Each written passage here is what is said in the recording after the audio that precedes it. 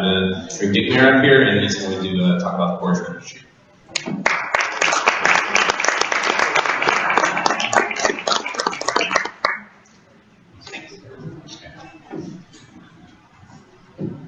I'll adjust my own mic. All right. So I'm going to be very brief because then we're going to go ahead and break for lunch. I just want to describe what CoRDS is. One of the problems that we've had literally from the beginning, and kind of the other speakers have mentioned that, is how do we pull all this data together in one cohesive group? And that's really what CoRDS is all about. Because of the fact that we have researchers now, as Donnie had indicated earlier, basically throughout the world, the question became, how do we translate what currently is paper documents, various Excel spreadsheets, some information in California, some information in France, into one cohesive group. We've been searching for a solution for a very long time. And the solution that we have found is CoRDS. And CoRDS is basically the coordination of rare disease registry information. And it will give us the opportunity of being able to bring together all of these disparate databases into one researchable resource. The key to associate with all of this is your health. Because ultimately, this is going to be a collaboration between you, the parents, the actual person who is suffering, the researchers, and then also us as a group to be able to make this happen. This organization originally started back in 2000. It had done some initial funding and research, but it really came to fruition in 2013. Was funded by the Rockefeller Foundation, by Bill and Melinda Gates. You may know that he made a little software program back in the 80s. The Skull Global Threats, the Peter G. Peterson Foundation, and the Nuclear Threat Initiative. They have funded this organization.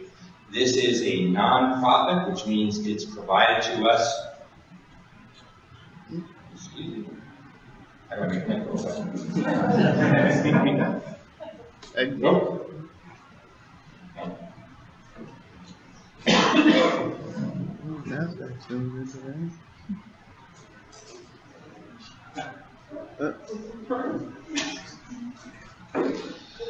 So in essence, this organization developed the Institutional Review Board, which had set up an entire set of standards which are now going to be used globally.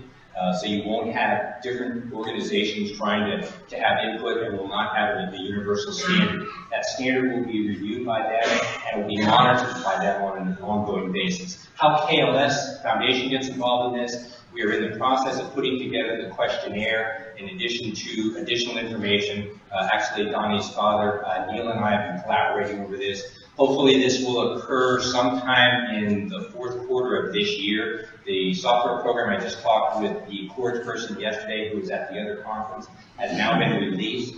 So that should now hopefully occur, relatively quickly. And ultimately what happens is there's a whole bunch of stuff that's approved. There's a standard operating procedure. It's done in a secure location. It has all the bells and whistles associated with it. But ultimately it boils down to is that your information, in essence, is your information. You are responsible for it. You have control over it. You can decide on which research projects you're going to actually participate in and which ones you do not want to participate in. So you have that control. The confidentiality is basically provided in essence by you're no longer listed as John Jones. You're listed as registration patient 1B or 1A or whatever the designation is. And in that way, your security is protected. Only the IRB, or in essence, that review board, knows who you are. You will always be contacted if you're being asked, in essence, to participate in a particular study.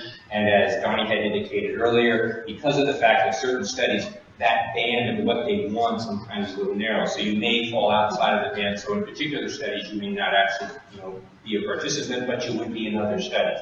The beauty of this is that ultimately all of this information is available to the researchers regardless of whether they're in Sweden or France or Asia or wherever they are, all as one now. And because of the fact that KLS is so rare, one of the hardest parts together is to get usually any sample size that make any significant difference.